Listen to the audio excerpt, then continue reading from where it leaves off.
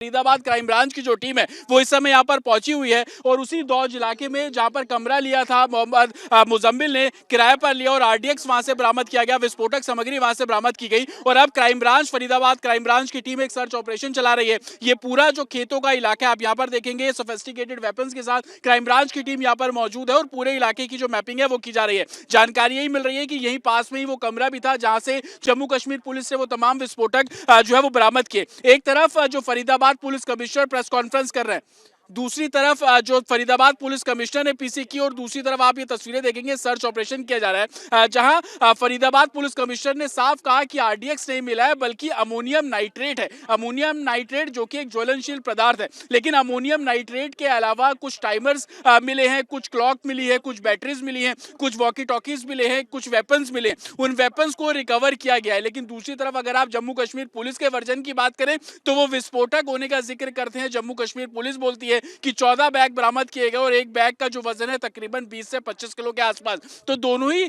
जो एजेंसीज के बीच में कॉन्ट्रडिक्शन है, एक विस्फोटक और दूसरा एक ज्वलनशील पदार्थ के बारे में जो कि अमोनियम नाइट्रेट बताया जा रहा है। लेकिन दूसरी तरफ आप तस्वीर देखेंगे, फरीदाबाद क्राइम ब्रांच की ये तस्वीरें हैं और तमाम जो पुलिस ऑफिसर्स हैं वो यहाँ पर पहुंचे हुए हैं और सर्च ऑपरेशन किया जा रहा है। एक तरफ जो खेतों का जो सामग्री है वो रखी होती है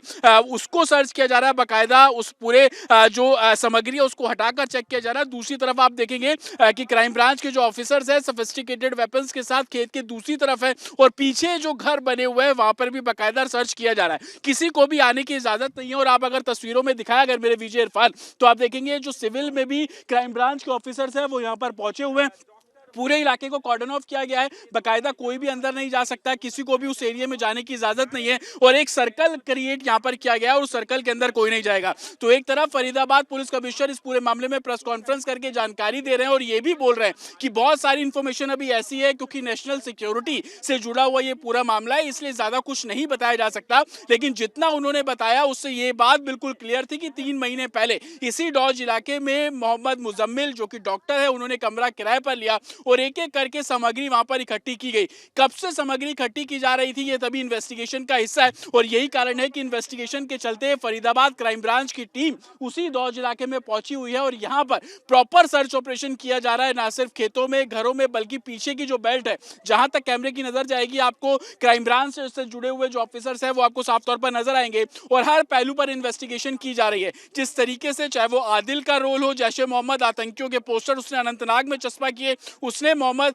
मुजम्मिल जो कि डॉक्टर है उसके बारे में जानकारी दी। मोहम्मद मुजम्मिल से जब पूछताछ की गई तो उसने उस घर का पता बताया और उस घर का पता बताया तो 14 बैग वहां से बरामद किए गए और उसके बाद की तस्वीर क्योंकि कल रविवार को जम्मू कश्मीर पुलिस की तकरीबन 12 गाड़ियां यहां पर पहुंची थी और सुबह होते ही फरीदाबाद क्राइम ब्रांच की टीम अब उसी दौज इलाके में पहुंची है और यहां पर एक बाकायदा सर्च ऑपरेशन बहुत तेजी से किया जा रहा है। आप देखेंगे तमाम जो क्राइम ब्रांच के ऑफिसर्स खेत के अंदर आपको नजर आएंगे, बाहर की अगर आप बेल्ट देखेंगे तो सामने पुलिस की गाड़ियां आपको यहाँ पर खड़ी हुई नजर आ जाएंगी और बाकायदा इस पूरे इलाके को सर्कल करके रोका जा रहा है और किसी को भी आगे आने की इजाजत नहीं है। बार बार अगर हम आगे बढ़ते हैं तो वो कहते हैं आप लोग पीछे रहिए, सर्च ऑपरेशन यहाँ पर चल रहा है और उसको आप यहाँ पर करने दीजिए। और आप दूसरी तरफ देखेंगे कि पूरे खेत के बीच में बाकायदा सर्कल बनाकर जो ऑफिसर्स है वो यहाँ पर डिप्लॉय आपको नजर आ जाएंगे। ये तो तस्वीर हम फ्रंट से देख रहे हैं लेकिन एक सर्च ऑपरेशन इसके बैक साइड चल रहा है। सामने आप छत के ऊपर कपड़े सूखते हुए नजर आ रहे हैं आपको, उसके पीछे भी जो ऑफिसर्स है आप वो देखिए वहां से बाहर आ रहे हैं और बाकायदा एक सर्च ऑपरेशन यहाँ पर किया जा रहा है।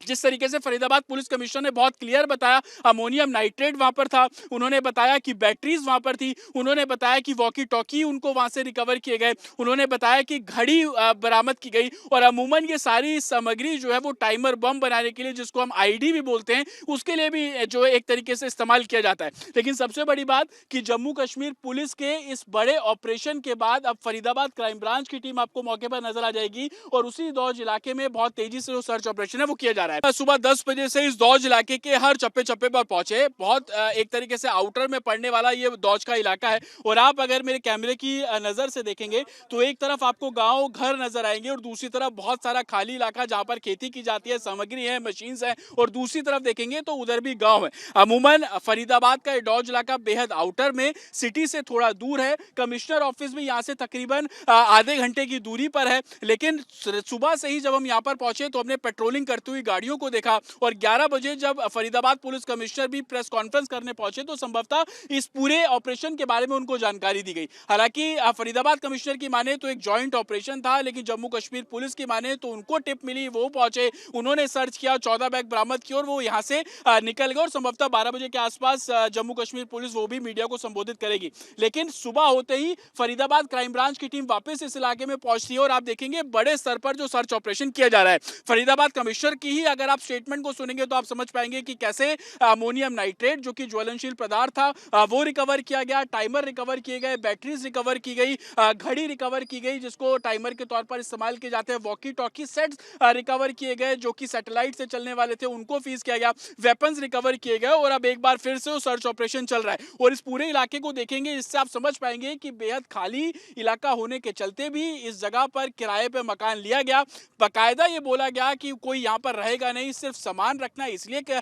मकान किराए पर लिया गया और डॉक्टर के कहने पर यह मकान जो है वो किराए पर लिया गया। कब से ये सामान इकट्ठा किया जाना था, इसको लेकर फरीदाबाद पुलिस कमिश्नर से जब बातचीत की गई तो उनका बहुत साफ कहना था कि नेशनल सिक्योरिटी से जुड़ा ये मामला है, अभी इन्वेस्टिगेशन की जा रही है और यही कारण है कि इन्वेस्टिगेशन इस तरीके से की जा रही है कि फरीदाबाद क्राइम ब्रांच को इसमें इन्वॉल्व किया गया है और वो पूरे इलाके को कॉर्डन ऑफ करके एक राउंड सर्कल बनाकर इस पूरे इलाके की मैपिंग कर रहे हैं। बाकायदा अंदर लोगों से बातचीत की जा रही है, पूछा जा रहा है डॉक्टर के बारे में कि आप कब से जानते हैं, कभी उसकी मूवमेंट यहाँ पर हो। बाकायदा जो जानकारी हमें मिल रही है कि फोटोज भी लेकर वो यहाँ पर पहुंचे हैं। लेकिन ना सिर्फ रेजिडेंशियल कॉम्प्लेक्स बल्कि जो खेतों के बीच से जाने वाले रास्ते हैं और उसके बैक साइड पे जो भी तस्वीरें हैं उन सभी तस्वीरों को एग्जामिन बाकायदा यहाँ पर किया जा रहा है और तस्वीरों में देखेंगे सोफिस्टिकेटेड वेपन्स के साथ क्राइम ब्रांच की टीम यहाँ पर मौजूद है। तो एक तरफ जम्मू कश्मीर पुलिस का ऑपरेशन जो कि आदिल अनंतनाग से शुरू होता है और उसके बाद फरीदाबाद के डॉक्टर तक पहुंचता है और अभी तक जो जानकारी मिल रही है 7 लोगों को गिरफ्तार इस पूरे मामले में किया गया। दूसरी तरफ फरीदाबाद पुलिस अब एक्शन में है क्योंकि फरीदाबाद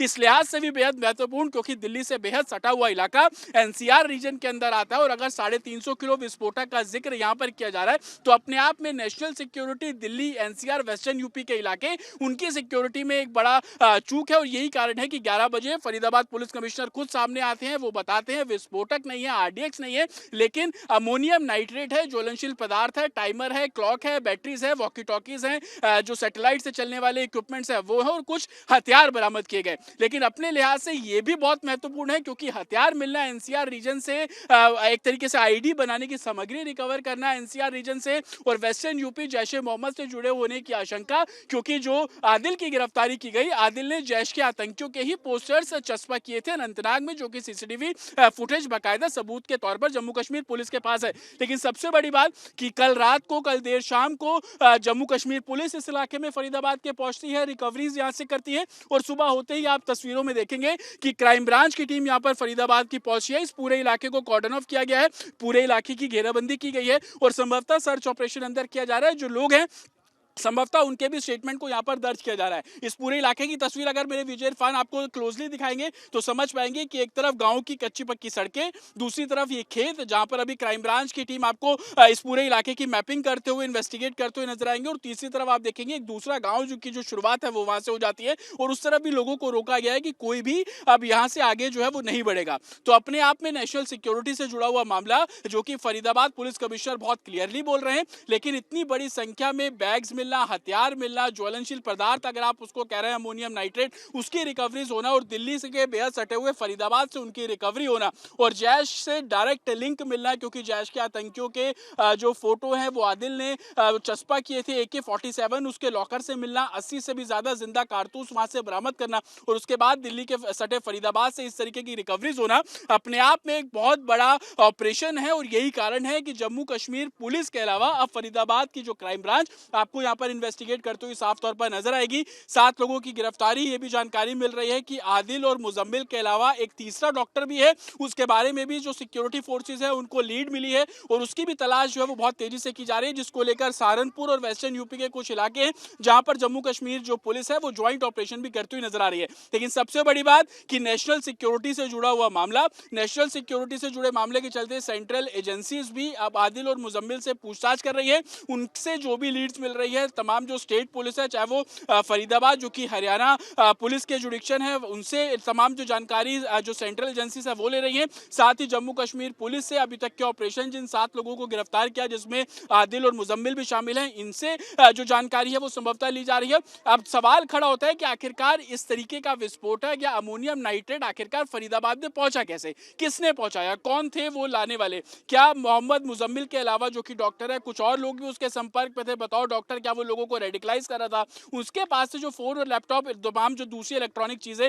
वो रिकवर की गई है, उसको भी जो तलाशी है वो ली जा रही है ताकि चेक किया जा सके कि आखिरकार ये जो मोडस है 3 डॉक्टर तक सीमित है या दूसरे भी युवाओं को इस तरीके से रेडिकलाइज किया जा रहा है। अब 2 सवाल सबसे बड़े खड़े होते हैं कि कौन ये विस्फोटक सामग्री यहाँ पर लेकर पहुंचा जिसको अमोनियम नाइट्रेट ज्वलनशील पदार्थ बोला जा रहा है, कौन थे, कैसे यहाँ पर पहुंचे और इनका इस्तेमाल किस तरीके से किया जाना था? ये तमाम ऐसे सवाल है जो कि अब इन्वेस्टिगेशन का हिस्सा है। जम्मू कश्मीर पुलिस और हरियाणा क्राइम ब्रांच की टीम एक गांव में पहुंची है और वहां पर लगातार रेड जो है वो कंडक्ट की जा रही है। अपडेट ये है कि जम्मू कश्मीर पुलिस यहां से जा चुकी है, लेकिन हरियाणा क्राइम ब्रांच की टीम आपको अभी भी यहां पर नजर आएगी। हर उस लोकेशन पर हरियाणा पुलिस और जम्मू कश्मीर पुलिस पहुंच रही है जिन लोकेशंस पर लगातार जो फुटप्रिंट है वो दोनों के मिले थे, चाहे वो आदिल हो या मुजम्मिल के हो। खासतौर पर मुजम्मिल पिछले 3 महीनों में कहां उसकी मूवमेंट रही है, हर लोकेशन पर जो टीम है वो पहुंच रही है और वहां से लोगों से पूछताछ की जा रही है। ना सिर्फ पूछताछ बल्कि वहां पे किन लोगों से वो मिला था, किससे कितना संपर्क उसने बनाया, हर चीज को खंगाला जा रहा है। इसी कड़ी में एक मस्जिद के इमाम को भी हिरासत में लिया गया जिससे मोहम्मद मुजम्मिल डायरेक्ट संपर्क में था, उस मस्जिद में आता था, उनसे बातचीत करता था